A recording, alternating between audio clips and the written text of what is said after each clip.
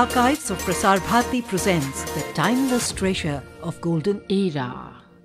For you, Shaumitruda, it has been a long career, but I think it all began in Krishnanagar, your home, and also the particular setting of Krishnanagar, which has its own associations, a very major site of Bengali culture. What did you bring in from Krishnanagar, which you still carry with you? Well, the first thing was my love for theatre. It started in Krishnanagar, in fact. And also my liking for poetry recitals. These two activities were very prominent in my childhood because it must have been this particular town was the birthplace and the place of activity for great dramatist Dijendralal Rai as well. And as you said, that it had its own cultural sort of heritage to fall back. When we were almost children, we used to hear poetry recitals in almost every house in all educated families. My father was a very good reciter of poems, very good indeed. My grandfather also, and we were taught to recite poems. We were asked to recite poems, and then my father would sort of correct us where we are going wrong, myself and my elder brother.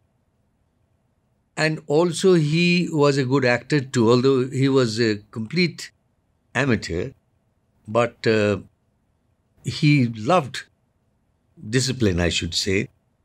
And we sort of inherited that. When we were children, we, brothers and sisters, and also a few friends, would combine and set up a sort of a makeshift stage in our courtyard and bring in bed covers for the curtain, my mother's saris for the wings, and my mother would cut rangta, what we call. She would cut it into crowns and such things. And my father would also help sometimes in the stage, but he would not sort of give us any advice about acting. That we did of our own. And the audience would be the family members, maybe a few friends, and the servants. He would come and they would enjoy greatly. One of the early plays that we did when I must have been not more than 10 or 11 was Rabindranath's Mukut, which I distinctly remember. In fact, there were very few such plays available in those days. Mm-hmm. There was one collection I remember, Hoi Choi Holla, or something like that. And one or two such small playlets coming in Mouchak or Shishushati. Shishushati was, in fact, started later. So, the love for performance started. As I look back and sort of analyze my impulses that prompted me to take this business of acting rather seriously or rather passionately, was that I had a great sense of insecurity when I was a small child. One reason being that when I was I must have been about 10 or so, I had a bout of typhoid fever, which lasted for 63 days, the fever itself. And when it ended, I was on bed for near about 3 months and forgot how to walk. I had to relearn walking. And I was given a cycle rickshaw in those days. I still remember Anil Kaka, who was the owner and the of that cycle rickshaw. In those days, as it happened, if every elder used to sort of give you very hard time if you were trying to be funny with him or whatever. It didn't matter that he was a rickshaw puller. And we also respected that in a small town. It used to happen. So after the typhoid, I had a kind of inferiority complex that I'm not so strong, I'm not so agile, not so agile, or active. Very strange that I used to take part in all kinds of sports. But my calf muscles never really grew as strong as the other boys. So there was an element of inferiority complex from there.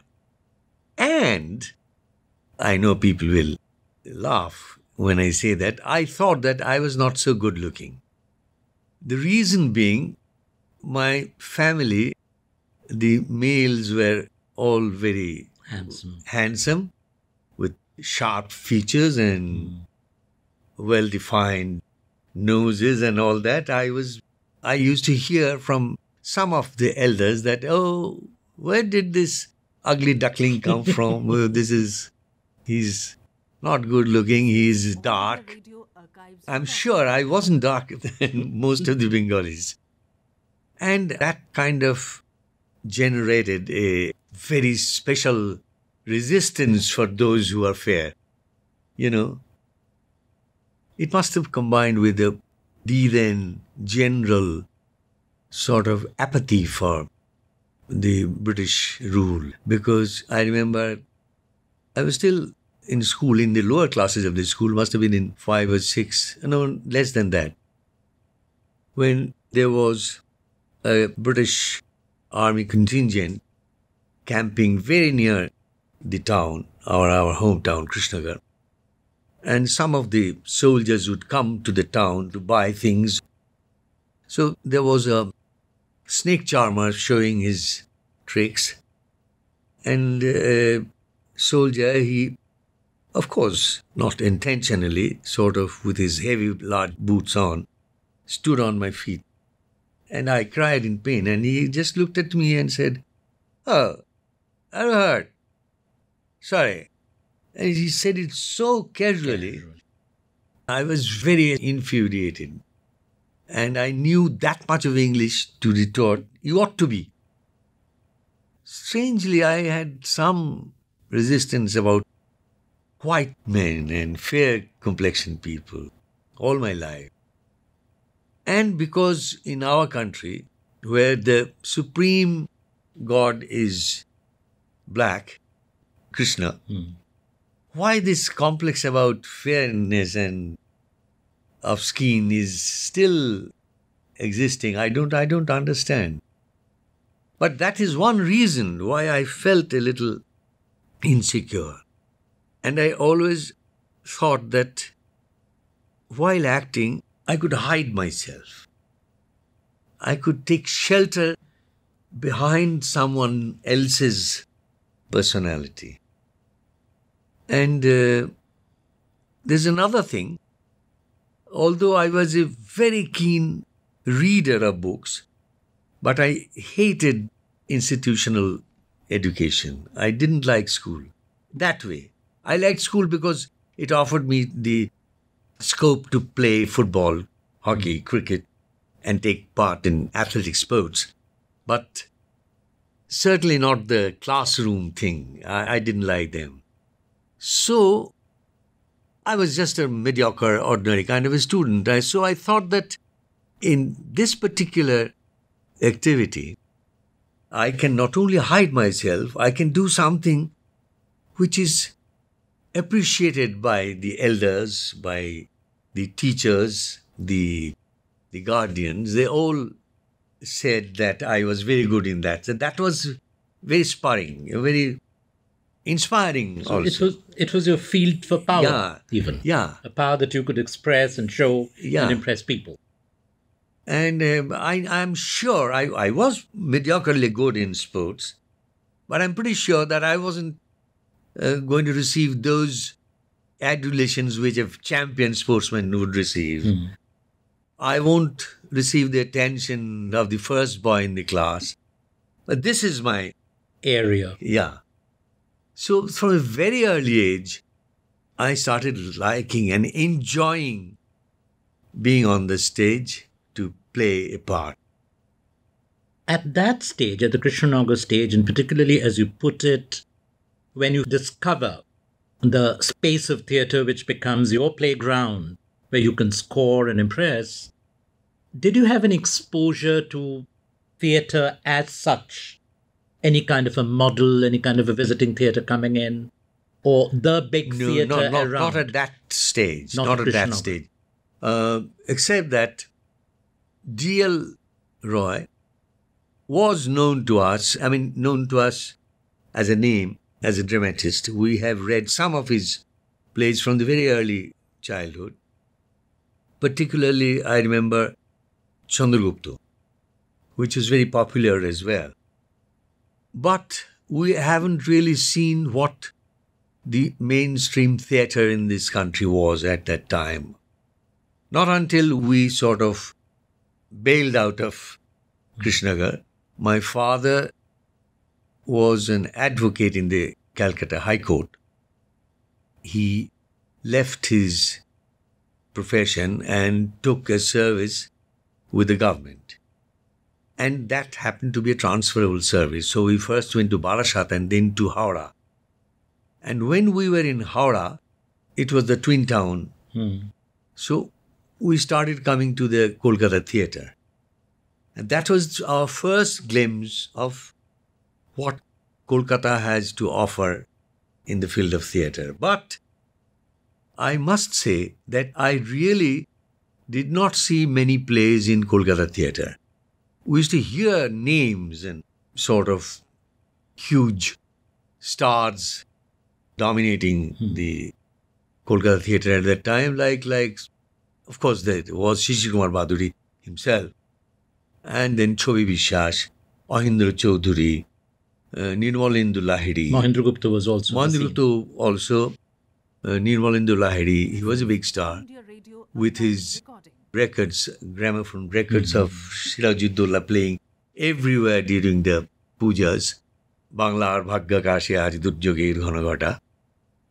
So I was aware that there is such a thing as a theatre, the mainstream theatre, the big theatre. But I really had the opportunity to see that after my matriculation, after my school leaving, which means when I came to study in Kolkata and also started to reside in Kolkata for the first time. That was in 1951. I was about 16 years old when I matriculated. That brought a very big change coming to live in Kolkata. Because, you suddenly all your windows open. Very big, not only city, but the city's culture. The city of Rabindranath Tagore, Jagadish Chandra Bose, Netaji Subhash Chandra Bose, Vivekananda. Living in Kolkata was so exciting. And coming from a small town like Krishnanagar was really, that opened up a lot of opportunities as well. One of them being to witness the theatre. And I was very lucky in the sense that the first theatre play that I saw in Kolkata was one of Shishir Kumar Bhaduri. You may say that what is there to be, consider yourself to be lucky about that. I consider it to be great luck, great stroke of luck, because had I been seeing other good, bad, indifferent kind of plays before Shishir Kumar Bhaduri, I wouldn't have set my eyes so high. Because I saw Shishir Kumar Bhaduri, I thought, well, this is great acting. This is what should be my aim to achieve. And I can really admit that I don't think I have found that mark even now.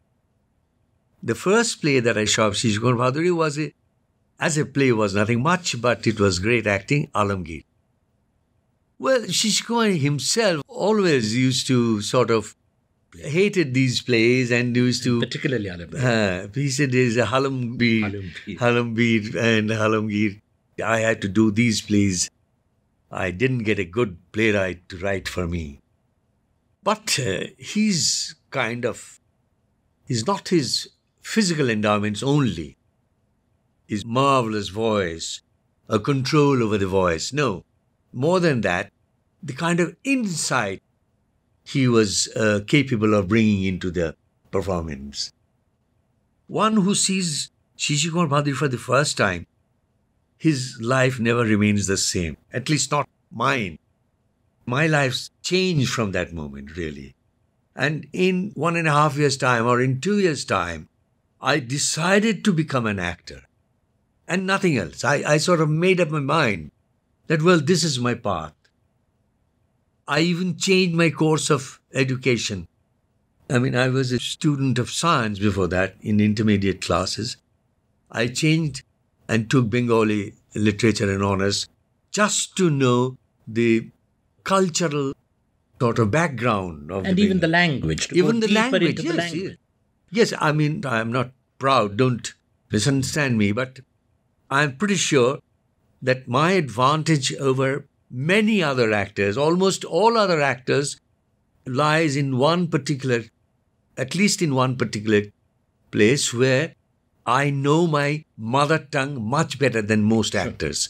I have a grip over that. I have a grasp over the senses, the nuances that can be created through my mother tongue. And that I realized very early in life, and I changed my course in education. I have two direct questions to you right now. A, that point about language, when you go deeper into the language and your natural and very legitimate pride in your understanding of the language and your feel for the language, which comes through not only in your acting but in your reading, your recitations, and something that I've admired over the last few years, your reading of prose. Very few people read prose with that sensitivity to the language. Now, how far did this work with language, growing with language, which also goes into your own writing of poetry? It's not just reading, but writing. And when you write poetry, naturally, you are using language, you are going into the intricacies of the language to bring out your words, your expressions, your play, your compositions with words. How do they relate to your work in theatre, in acting? Your exploration of language, which begins there, as you say. Yeah. I think it greatly enhanced my perception of theatre. Because had I not been so much aware of the power of language, had I not been writing poetry, although when I started writing poetry, I was a very bad poet. I know. But it gradually developed this kind of, say, a sense of language, the inner power of language, what a word is capable of creating. These things started growing in me. And, my association with poetry, although started much earlier, when I started reciting in school, that only opened up in front of my eyes the delicacies of the language, the pleasing aspect of the language, and nothing more. It was performing language rather than... Yeah. It was a pleasure-giving kind of sensation. But when I started writing, it was not always pleasure. It was finding one particular word, one right word. You may have to spend an hour. And there's a hard struggle in that. But by doing that struggle, you discover a world which is not mundane, everyday world. What power language has. So this, you can well understand that this enhanced my perception of the theatre as well. When I read a play, I can see what is written beneath it, underneath it. Not revealed in the actual dialogues, but hidden inside. That comes from your love of language. The second question that I was aiming at you was that if you would share with us a little bit more about your exposure to Shishi Babu, the other plays that you saw, and now when you look back, what would you have to say about the quality, the nature of his acting, which was different? And particularly the point that Shishir Babu was not doing what we call realistic acting. It was larger than life. And it was at the same time so solidly rooted in realism, in psychology, in the understanding of the character, in analyzing the character from within and bringing out the different layers. And if you would, after you discover Shishir Babu, you look at other actors around him, if you could even try to do a kind of a comparative thing about his contemporaries and the new generation of actors who were also coming on the scene in the 50s, very much that period. You know, although the first play I saw was a so-called historical play and a bad play as such, but I kept on seeing everything that was available in those days, whatever he was staging at. You were still at Srirangam. At Srirangam, these so-called social plays. For instance, Shoroshi. Shoroshi was diametrically opposite of what stuff this Alamgir was made of. You know, because Shoroshi, he was almost naturalistic, almost, but not quite. He had a peculiar kind of a comprehensive style, which enabled him to raise the realistic, naturalistic tone to a theatrical height, where it would be, what should I say, more poetic or more symbolic as such. In Shoroshi, there are scenes when Jamindar is conversing with the villagers in the Chondimondo. Mm-hmm. You, as a spectator, would feel as if you were present there in the Chondimondo. He's so naturalistic. He's so real there.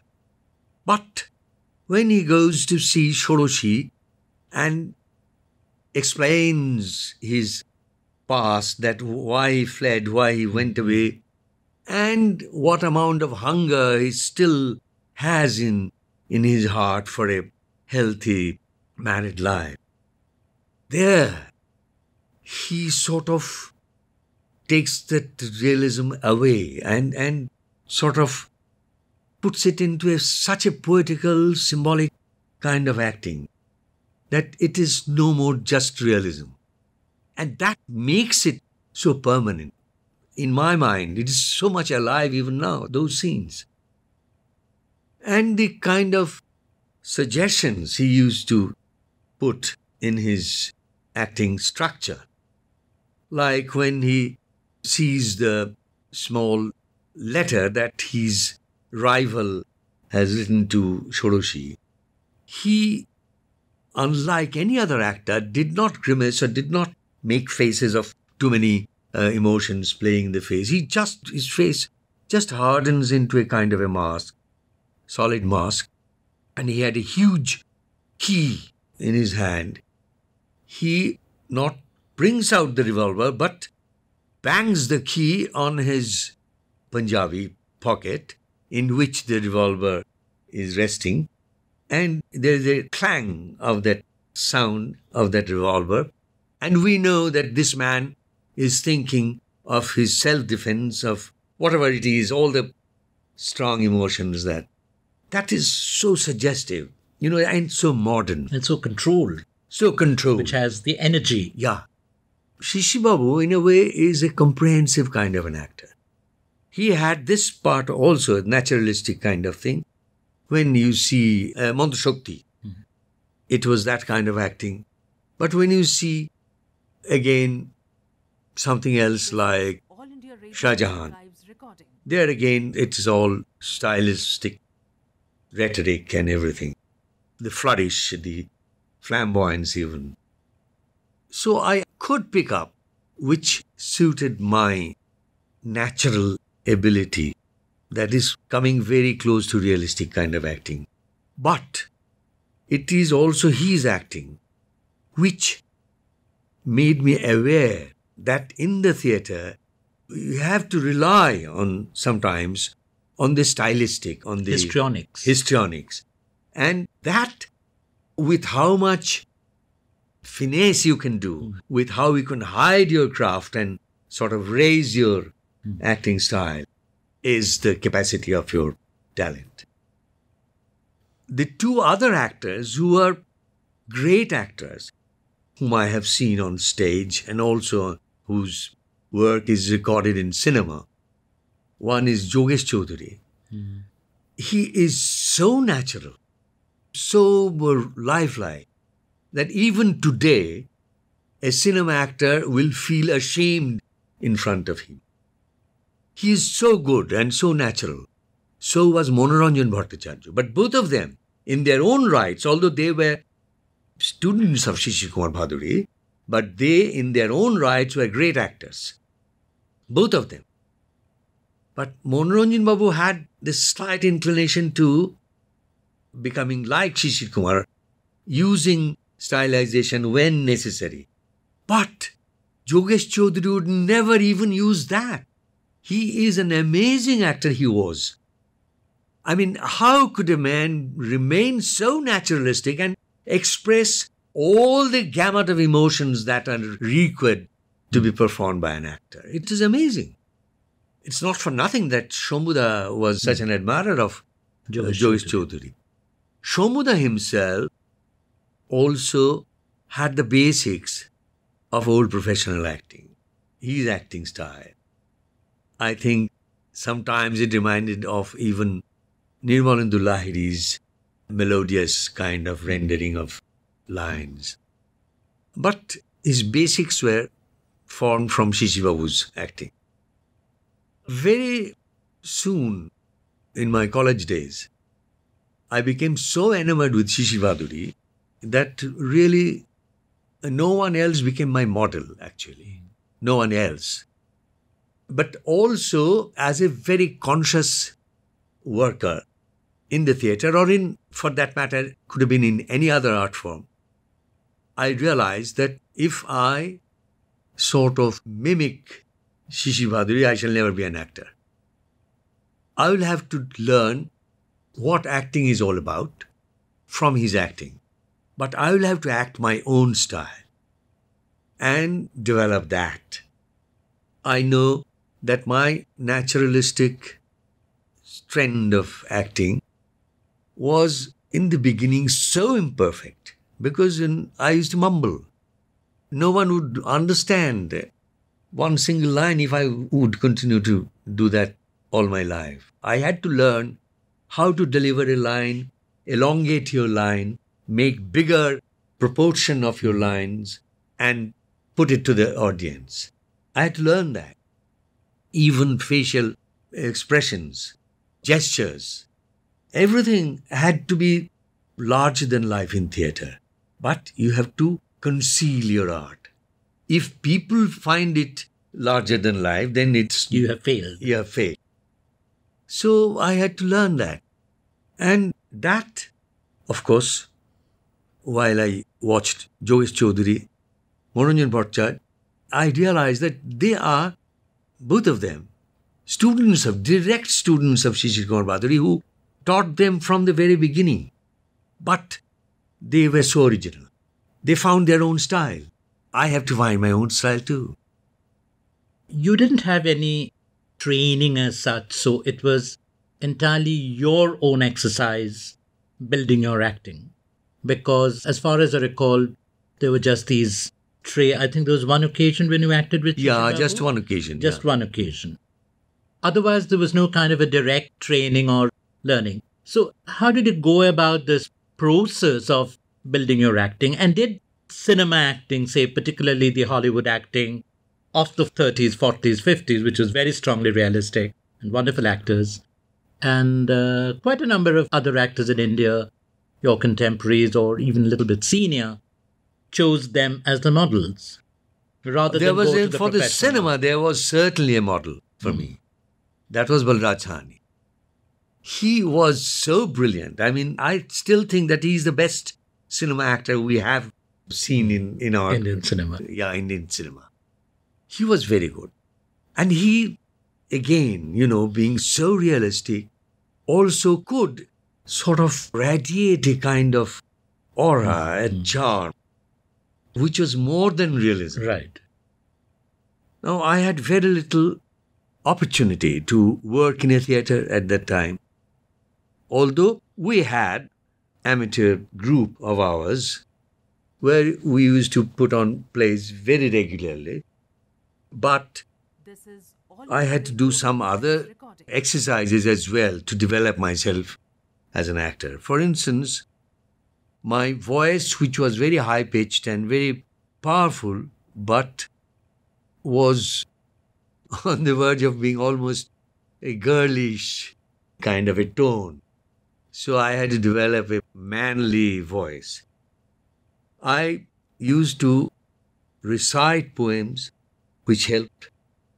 I used to take a harmonium in the evening, and I heard from someone that a great actor must have his voice flowing in 3 octaves. So I used to practice that in a harmonium, not singing voice, but speaking voice.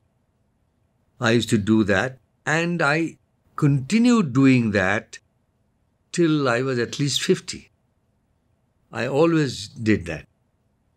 Then my health was not so, I should say, so strong, and so I started exercising.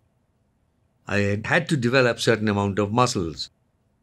Only poetry is not enough for an actor. He should have some flesh and muscle too. So I had to develop that. I started doing exercises. And also, projecting your voice and shouting are 2 different things. I must learn how to project my voice. So I started those exercises. I would take some friend of mine to Maidan and would say that you go a furlong back and here, if you could hear me, I will speak something. And we went to Delhi for this theatre festival of the universities. Inter-university. And went to see Qutub Minar. So everybody went up. In those days, you could climb on the upper stairs. So everybody went up, but I did not. I said, when you climb up there, I will start talking to you from here. I would test if my voice goes up to that point. So, those were some very naive but very useful exercises that I was doing.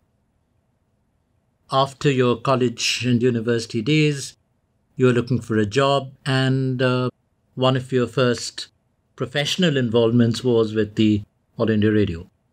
Yes. By that time, I knew that I have to do something for my living, and that should be in the area of performance. Now, this All India Radio job as an announcer come staff artist. Although it took some time to become a staff artist. In the beginning, I was just a casual artist here. When was this exactly, the year? 56, probably 7. Yeah, 56 or 7. I left in 58. I realized that this is an opportunity where I can build at least some amount of earning I can have from this job. But I was not wholly satisfied with this because it deprived me of my time to practice theatre, practice the other interests that I had, writing and things like that. But I had great training in voice projection, in modulation of voice, and control of voice in front of a microphone. The whole thing I learned here in All India Radio. And it also taught me as a person a very undeniable virtue which I did not have, that is patience. In the All India Radio, what were the contacts, what were the people? A little bit about the atmosphere here, the spirit of work, and the kind of people with whom you came into contact and was working with. Shamik, you can't deny that All India Radio, like any other government organization, was a bit bureaucratic, an office-like place, not wholly a place where you are engaged in creating art. But And you don't have much creative freedom. Yeah. But when I was working here, there were such exciting people like Premindra Mitro, Leela Mujumdar, Jayanta Chaudhary. He's one of the best broadcaster I have come across. Also Shobhushachi, Kaji Shobhushachi, who had a magnificent voice. And not for nothing that he is still remembered as a reciter, because although sometimes you would miss the meaning, quality of his voice was so enchanting that you can't help but listening to him. Really, these people, Leela Mujumdar or Premin Mitru, my association with them enriched me as a person, as a human being, and also my perception of literature, perception of other arts as well. Because Leela Mujumdar was a marvelous person. So was Premindra. Jayanta Chaudhary, being the son of a professor of ours, Bishwapati Chaudhary, was also a very literary person. He knew what literature was. So we had a kind of a small nucleus friendship here in Akashbani at that time. Premindra, Leela Pishima, Jayanta and myself. When I left All India Radio to work in the cinema, they gave me a special farewell other than the farewell I received from the office. It was very exciting times, because our association was very enriching in the sense that we used always discuss something whenever there was a new book come up or a new film shown or a new play created some sensation in the town. We would discuss that. We would argue about that. But do you have any memories of the radio plays, that was the period again in the 50s that the radio plays, the Friday play became very popular. Yeah, the Friday plays, very popular plays. My memory is rather bad, I should say. I don't remember the plays and I hardly took part in them, except one or two. But I remember some of the players I met here who later became my friends as well, my colleagues like Vikas Rai. Like there was a marvelous broadcaster, another one, Nilima Sharnal. She was so good. I mean, what a magnificent voice she had. And her diction, her clarity of pronunciation, everything had to be listened to believe how good it was. And Jayanta Chaudhary and many actors like Vasanta Chaudhary, whom I met here. Akashbani was very exciting at that time. Great singers also coming here, singing, and I'm announcing on their program. I had to sit quietly and listen to them. I had no other option. That enriches your soul. But at that time, outside your All India Radio assignments, what were you doing? The theatre continues with your own group. But had you started reciting in public? Yeah. Already? Yeah, but already in the sense that I was, before that, before All India Radio, no one would come and engage me as a reciter. That was maybe in some competition in the university or in college. But here in All India Radio gave me an opportunity to be known as a reciter as well. As a voice also. And that gives you more opportunities to also perform as a reciter. That's right. From that particular That's point. right.